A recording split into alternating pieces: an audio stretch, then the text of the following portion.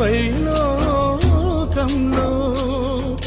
తీర్పు దినమునందున ఆయన ముందు నీవు నిలిచే ధైర్యం నీకుందా? తీర్పు దినమునందున ఆయన ముందు నీవు నిలిచే ధైర్యం నీకుందా? నిలిచే ధైర్యం నీకుందా? మార్పు చెందవా నీవు, మార్పు చెందవా, నీ బ్రతుకు మార్చుకోవా?